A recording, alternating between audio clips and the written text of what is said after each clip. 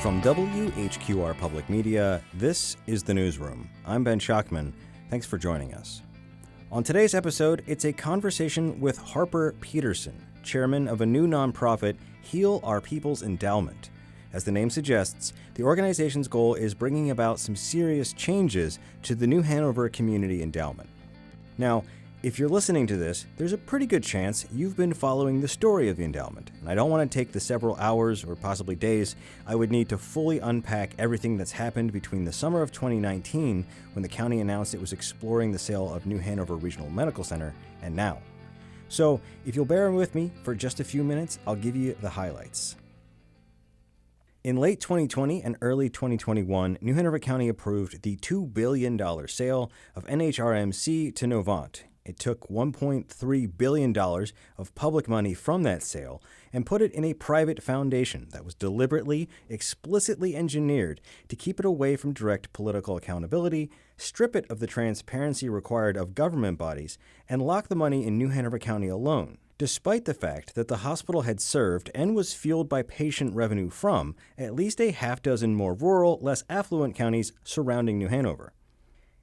In 2022, the endowment hired its first CEO, William Buster, and by the end of the year, it dispersed its first round of grants, $9 million worth of funding that was both less than the public had expected and also more chaotic, less strategic than people had hoped. The endowment, for its part, promised to do better in the next round.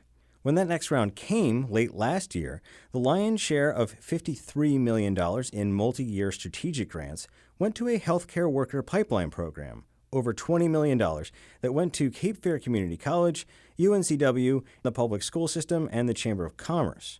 Now, while the endowment defended the program as being transformative and addressing a real, deadly serious issue of nursing shortages, critics noted that the grant's prime beneficiary was Novant. Other grants made that year were also criticized, as were the grants that hadn't been made, specifically a total lack of funding for affordable housing. Endowment leaders pushed back, saying that was a strategic choice and that a big announcement in the field of housing was coming. 6 months later, though, there's been nothing on the housing front. But there have been big announcements, although not ones everyone has been pleased about. First came the effective removal of Hannah Gage and Dr. Virginia Adams, two founding members of the endowment who had the endorsement of Endowment Chair Bill Cameron to back up their applications for reappointment. But in a party-line vote, Republican New Hanover County commissioners replaced Gage and Adams with Woody White and Patricia Cusack, both former Republican commissioners who had voted for the hospital sale. Officials denied the move was political, but many were unconvinced, and the lack of public conversation around that decision didn't help. Attorney General Josh Stein, who had made diversity on the endowment board a requirement of approving the hospital sale, expressed concern. Dr. Adams was, after all, the county's only appointee of color. But Stein didn't take any action. Then, several months later, the endowment announced that William Buster had resigned, effective immediately. Endowment officials declined to comment further, but it was clear that Buster had been pushed out over differences in where the future of the endowment was going. And Buster's exit appeared to freeze the endowment, which still hasn't hired network officers for some of its focus areas, like education or public safety. And it ended the community engagement work Buster had been doing, from Chatham House Rules meetings with key stakeholders to a promised series of workshops for smaller and younger nonprofits that, well, never materialized. A month after Buster's departure, newly appointed board member Pat Cusack abruptly resigned without giving a reason. Now, I've heard some interesting speculations on why she left, but I'll save that for another time. I will say her replacement was appointed with barely a word of public conversation. More chaos, more opacity, more frustration in the community. And just last month, the Community Advisory Council, a group of over a dozen members representing many facets of the local community, wrote a letter to the endowment leadership, saying they had barely been tapped for their chartered purpose of providing expertise and reports on key community issues to the endowment board. They'd been ignored. When we asked the endowment about it, the board's chair and vice chair declined an interview. They sent a statement instead. Attorney General Josh Stein's office noted that they were, again, aware of the concerns and that they were looking into it. But over a month after that letter was sent, they don't appear to have done anything. Stein himself had required the creation of the Community Advisory Council as a condition of approving the hospital sale and the creation of the endowment. but it's not clear what, if anything, would prompt Stein, a Democrat who is entrenched in a tough campaign against Republican Mark Robinson for the governor's office, to take action. It's not even clear what authority the AG's office has. Neither Stein or his staff have responded to questions about that. Okay, that brings us up to just about now, and my sit-down with Peterson. Peterson was a vocal critic of the hospital sale and a supporter of Save Our Hospital, a nonprofit founded to oppose that process. It's worth noting that the old Save Our Hospital Facebook page has been converted into the current Heal Our People's Endowment page. As you'll hear, it's a through line for Peterson. It's worth remembering Peterson was a sitting state senator during the hospital sale, and his stance might have made him some friends, but it cost him, too. Now he's more of a community organizer, and I'll let him explain what he hopes Heal Our People's Endowment can do in more detail. But he's mostly hoping he can get Josh Stein off of the bench and more engaged with our community. He'd also like to see the endowment be more transparent, even if they aren't legally required to do that.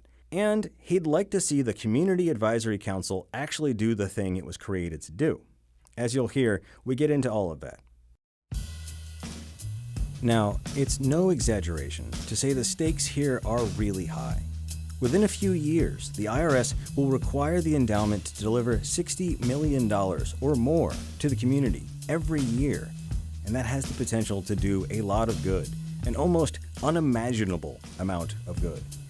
And the endowment will be around for a long time, technically in perpetuity, so unless the stock market completely collapses or a comet hits the Earth, it'll be around for generations. And that means, relatively speaking, we're talking about a very young institution, and there's plenty of time to discuss, as a community, where we want the endowment to go and what we want it to look like.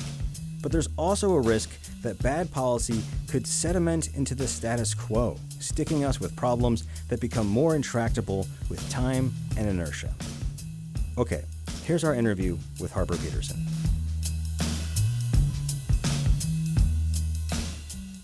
All right, my guest is Harper Peterson. He is the chairman of Heal Our People's Endowment, a nonprofit founded to take a closer look and have perhaps some more public scrutiny and control over the new Hanover Community Endowment. Harper Peterson, thanks for being here. Thank you. So give me a little backstory. I think we will have plenty of background information links that people can check if they have not been following the story of endowment. But give me your history of following this and why you wanted to create Heal Our People's Endowment. Well, let's go back 4 years. In May of 2019, when I received a phone call from a sitting county commissioner sharing with me the fact that the commission was considering the sale of the hospital, and wouldn't that be great? That was 4 months prior to a public announcement that the county commission was considering it. I think that came out in September. That got my attention. I received a call a few days later.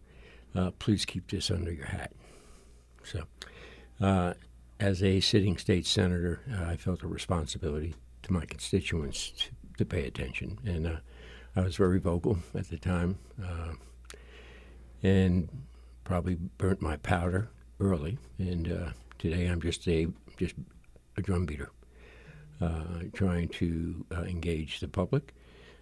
We have concerns, our 501c3, regarding the operation, management, performance of the endowment board, and that includes leadership changes, funding priorities, the involvement of the public through the Community Advisory Council, and the political influence, specifically from former county commissioners who are architects of this, and also the county manager and his involvement with the latest endowment application from the Hanover Public Schools. Yeah, so let's break this down a little bit. I mean, there's been a lot of conversation, but not a lot of clarity on the departure of William Buster, the former CEO and president, the inaugural CEO and president of the endowment. I know your organization has some concerns about that. I certainly have heard that from elsewhere in the community. What is your view on what happened there? You know, we had a listening session in December 19th, Mr. Cameron, the chairman, and Mr. Buster. It was a listening session, and out of that, continued frustration and questions, but also potential hope that actions would be taken to continue to engage the community through nonprofits and just do a better job. It was a young organization. We understand that, and you trip and fall and you get up. But Buster was going to be very conscientious, along with his staff and the board, in continuing to engage in the community. So a month later, he's gone suddenly, and it's been now 3 months without leadership. For me, it's like a city without a city manager. I mean, and it doesn't function. And I wonder what's going on. I've asked questions. I've inquired through the staff, and it's kind of a dead end. So, but our primary focus, singular focus, really is to engage the Attorney General. This is not Harper Peterson, investigating the endowment with their operation. We think the Attorney General has the statutory responsibility, the obligation, to continue to oversee the operations and the expenditures of public assets. This hospital was and is a charitable entity. When it was created back in 1961, it took the poor black hospital, community hospital, and James Walker White Hospital, and through a referendum in the height of the civil rights movement, created one hospital. And that was an important moment, I think, in our history on a lot of levels. Absolutely, and it took a couple of tries. Yeah, it was a second, I think, and it was barely passed, and it was an inner city precinct, a black precinct that got them over the top. There was trust, and there was a promise of equitable health care and access to health care. So that's a seminal moment in our history. And fast forward, or slowly forward to 1986, when the board of directors of the hospital made a change, an amendment to the Articles of Incorporation, stating that the hospital assets would always remain charitable in its purpose. And I thought that was an important statement then. And again, now we fast forward to 2020. The hospital is sold. A lot of public concern, unrest, and it's become more and more a private entity, charitable fund, charitable hospital, but privately run. And we see that again in the performance of this board over the last 6 months. Specifically. Sure. So I know some people do talk about what's going on at our hospital and what's going on in our endowment sort of in the same breath, but you're mostly concerned with the new Hanover Community Endowment and asking the Attorney General's office to do a number of things. Can we break down a little bit what, in a perfect world, the AG, whether that's the current Attorney General Josh Stein or the subsequent AG, in a perfect world, what would the AG's office be doing? Presently, I think he would engage the public, because one of his terms to sign off on this 3 years ago, or 3.5 years ago, was not only to add 2 additional board members, to add diversity and skill, but also to create a community advisory council. That was essentially very specific about what that would accomplish. That is the heart and soul of this endowment. It should be going forward. If we're going to talk about transformative change and generational change, you've got to have the public involved. And if it's going to impact in a positive way every citizen, more so. If you talk to people on the CAC, the Community Advisory, there's frustration there. They've actually written a letter to Bill Cameron and Shannon Winslow outlining their frustrations. They basically said that they haven't been utilized at all. Their expertise hasn't been tapped, and they don't have a seat at the table. Yeah. I think that in itself should get the attention of the Attorney General. So we'll leave that for now. Another interesting that came, it was apparent to me in the last few days, their RFP for a new CEO to replace Mr. Buster. And if you look at the requirements, the job description, but the requirements for skills and experience, at the very bottom, as an afterthought, they mentioned that it would be preferable if the candidate had experience with nonprofits and also with philanthropy, progressive philanthropy. philanthropy, I think it's stated. That should be at the top of the list. We need someone who has worked in this realm, who understands nonprofits. Nonprofits are on the ground, working hard, addressing all the key pillars of this foundation in their mission and vision: health, safety, education, community development. That's who should be at the heart of this. And just as an afterthought, I don't want to disparage it, but as a secondary requirement, I think that should be number one, not last. I know I have heard a great deal of concern in the community about, one, the absence of leadership, as you pointed out, over the last couple of months. Ship without a captain for months on end seems problematic.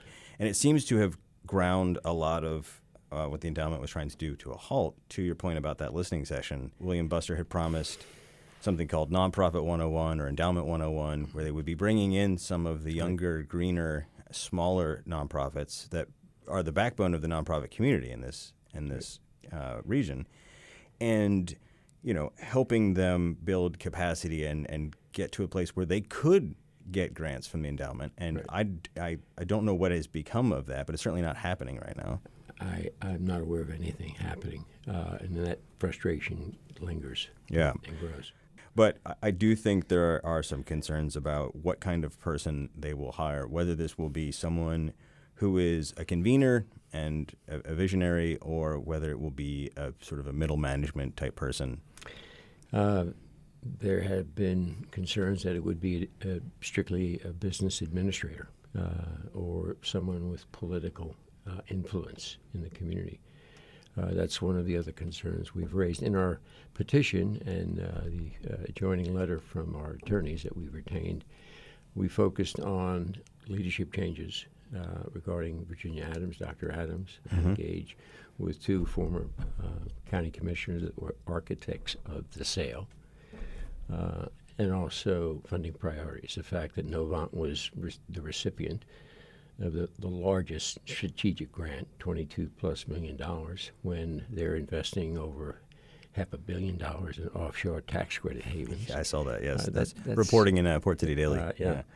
That was of concern. But in addition to that was the community involvement through the Community Advisory Council. And the last is the political influence, interference. And we saw that with the article, I don't know who ran it a week and a half or two ago, but I think your news media folks ran an article yesterday about an $8.7 million request for literacy assistance. But it was a last-minute, plea for money to fill a budget gap or shortfall.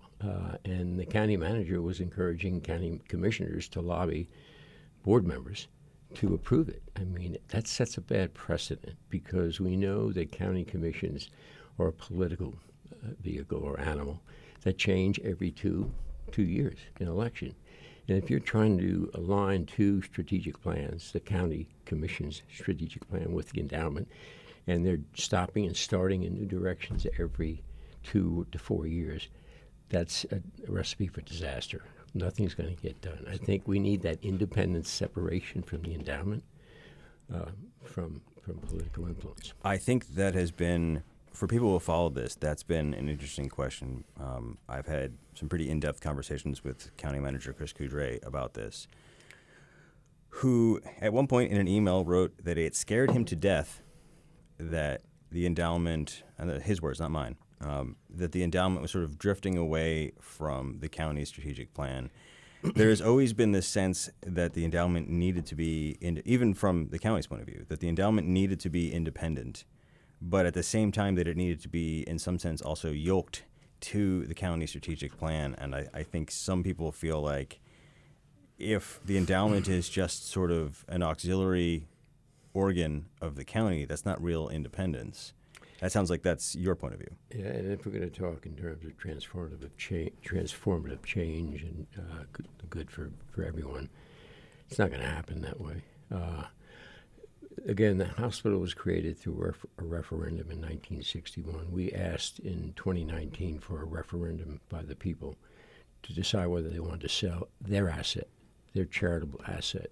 Never happened. It was left in the hands of 5 elected individuals who were supposedly representing the people's will. It was never on the election in 2018. Wasn't an issue, but they made it an issue. Don't want to get into the politics of it, and I'm not predicting or encouraging a political position on this. We want to stay apolitical because whether you're Republican or Democrat, it doesn't matter. It needs to be out of your hands, and we're seeing that. We're seeing just the opposite. Strategic plan. We've heard comments from city and county commissioners that it's their money, and they want to use it where they think it's best. And again, I think that's contrary to what the endowment should be. Yeah, going back to your point about the effective removal of Dr. Virginia Adams and Hannah Gage, over the request of Bill Cameron, who's the chair, who asked the county to reappoint them. Right. Not only did they remove the county's only appointee of color, but they also removed a well-qualified medical expert. So when we talk about diversity, we're not just talking about checking a racial box. We're talking about diversity of experience, diversity of background, and the AG's office did not do anything about that, despite the fact that it was his insistence that the endowment add 2 additional. Right. So, I mean, is that something you'd like to see the AG basically get in the fray with? Well, I think he needs to respond to it. He expressed concern. Again, if we've invited him to come down. If he'll meet with the community, not just me and our board, but the people at large, nonprofits. It might be a series of meetings. But listen, a real listening session of what concerns we have, a community has. I think that would be productive. And I think we might get the ear of the board of directors in the county commission. And the third element, Novant. Again, they have 6 sitting members, continue to have that. If you ask me personally if I think we needed to reshuffle the makeup of the board of directors, I would give you an honest answer. So in your perfect world, what would the board of director makeup look like? A vast majority would be community representation that has expertise, experience, profound interest in health, public safety, public education, and community development in those areas. So would those be appointed, again, in a perfect world, would those be appointed by the endowment, appointed by the county? Ben, I don't know if I'm qualified to answer that, but I think there are other good models out there that we can draw from, very successful endowments throughout the country. Why not take a close look, continue that examination and reflection? Again, $1.25 billion, generating 50 plus or minus million a year, as you and others have said, is a really big deal. Impact for generation upon generation. Get this right, and the implications can be very scary if we don't. I mean, they have the $1.3 billion. The IRS in a couple of years is going to require them to start spending 5% of that at least. And so, to your point, $60 million. So, I mean, I think part of what I'm hearing you say and what I'm taking away from Heal Our People's Endowment is that a good first step would be to have a broader public conversation about this, because, and you and I have talked about this, it feels a little weird how little this gets publicly talked about. I mean, the appointments of Woody White and Pat Cusack happened with no real discussion. The appointment of Mary Rouse, who replaced Pat Cusack, happened with very little discussion. This is, as a journalist, I feel like this is one of the biggest stories in our region, and yet it's really not something you hear that much about. But every time I talk to someone on the street, they're very interested and concerned. Well, if nothing else, our petition, which now is above 1,000, our goal was 1,000, so we've hit that first ceiling. Our goal was 5,000. But I see it also as a public poll. We've had limited means to get it out. We're working through social media, word of mouth, cards with QR codes. But I think that's an impressive start for 4 weeks. And a lot of the signatures come with comments. And it's 2 areas.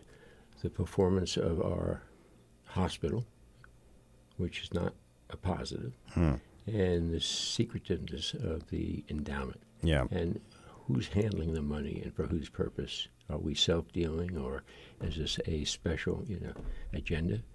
Again, people really feel offended by this because they feel they had a great facility. You know the rest of the story. I know the rest of the story, and I think a lot of the people in our community know the story. We do have some serious reporting coming about the hospital. Well, the story that broke, again, just from a personal standpoint, not as chairman or associated with the 501c3, was the B rating from the independent. From Leapfrog. Okay. This is a public health institution. I happen to be in the restaurant business. You were in the restaurant business, I believe. That's correct. Anything less than an A from a public health official was a fail. When in New York City, where I lived with my wife for almost a decade, they required you to put the letter grade in the window. And there were many restaurants that would proudly put a gold frame around the A, and if they got a B, there would often be like a fern in front of it.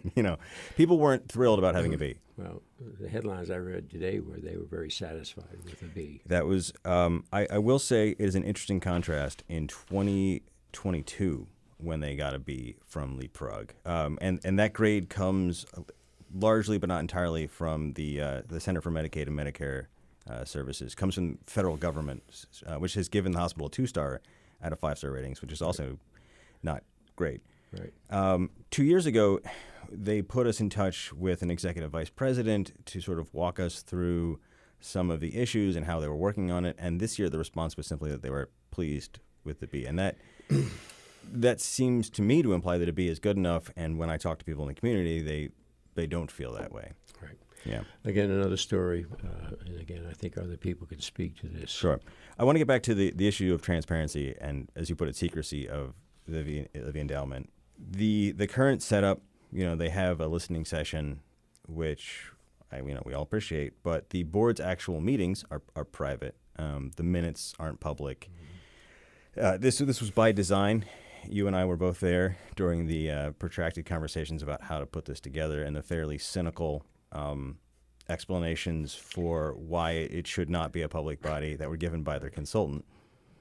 Right, their attorney, I believe. Yeah, right. Don Mumford, who they hired, right. who had been if it was open meetings, public record, this would be bad.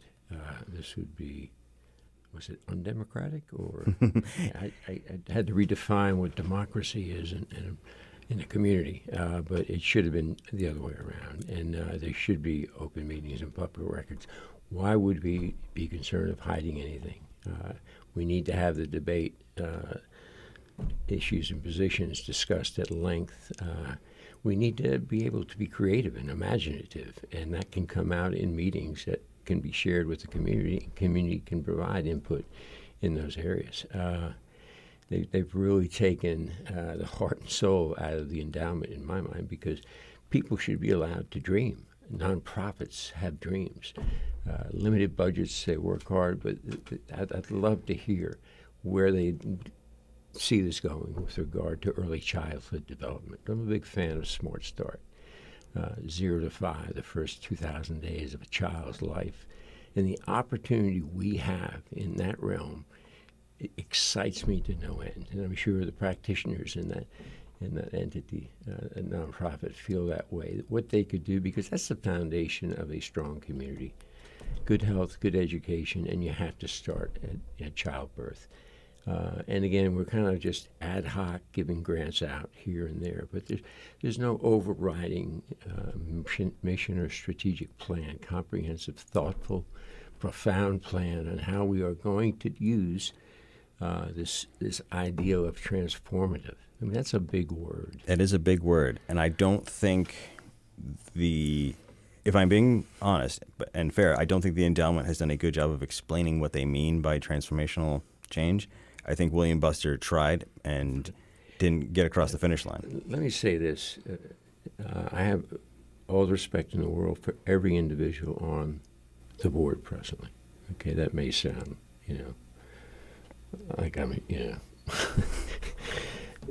not being totally honest, but I do as individuals. But as a board, I just understand how they're functioning, and I would love to see Mr. Cameron, the chairman, post December 19th listening session 4 months ago, hold a press conference or just reach out to the community and let them know where we were then with the anticipation leaving that meeting and where we are today.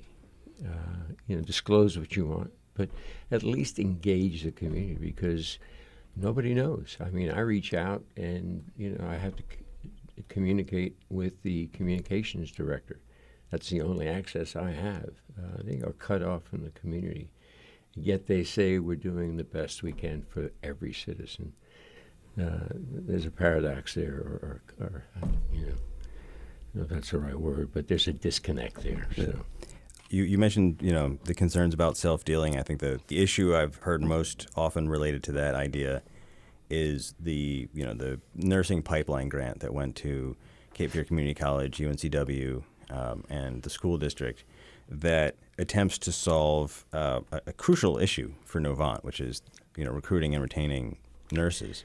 My sense is that you feel like this was maybe not the right move. Well, this is portrayed as a national crisis, and it is, But within Novant, if you speak to off the record, because staff doesn't like to make public comment. I mean, they don't want to put themselves in jeopardy, but there's morale issues there. They're overworked, underpaid, pensions are disappearing, there's burnout, they're hitting the road, traveling. That's the problem, okay? Nurses and healthcare workers are like teachers, educators. I mean, the most important professionals in our community, the essential workers, and how do we treat them? So that's the core of the problem right there. They need to get their house in order and take their hands out of the community pot, the charitable pot. That's just a bad, not only a bad image, but that's a bad precedent set by the endowment. Again, the fact that we now know that they are investing hundreds of millions, and why can't they take care of their own problems? Why they have to come back to the public? So you'd like to see, and your organization would like to see, the Attorney General, either Josh Stein or whoever succeeds Josh Stein, be more engaged with our community. You'd like to see the endowment be more engaged in our community, be more open. What else would you like to see?